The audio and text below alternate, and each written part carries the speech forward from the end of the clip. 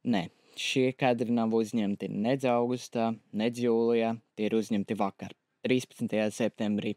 Patiesi vasarīgi negaisi šķērsoja visai plašu teritoriju Latvijas austrumu un centrālajos rajonos, atnesot dažus tūkstošus zibens izlāžu, kas kļuva par vienu no aktīvākajām zibeņošanām šajā vasarā, ja tā to var teikt. Un runājot par zibeņošanu, nu pat pēdējā mēneša laikā pirmsfunkcionālus datus publikai ir sācis pārraidīt Meteosat trešās paaudzes ģeostacionārais satelīts MTG-1, jeb tad, kad tas tiks nodēvēts par operatīvā režīmā izmantojumu, tas būs Meteosat 12, un tas aizstās pašreizējās paaudzes Meteosat otrās paaudzes satelīta sistēmu.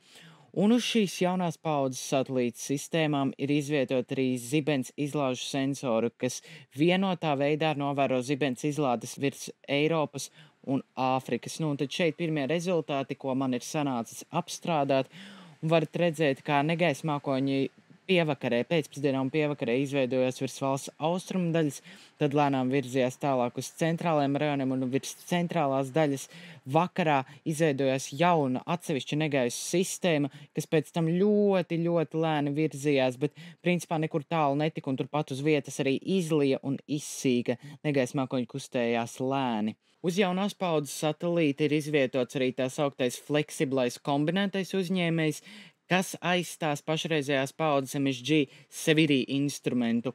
Un tad pirmie salīdzinājumi jau uz mūsu pašreizējiem negaisiem. Šajā attēlā tātad ar Seviri instrumentu uzņemtais IR10.8 produkts, kas kas labi uzrāda virsmas temperatūras, šajā gadījumā mākoņu virsmas temperatūras.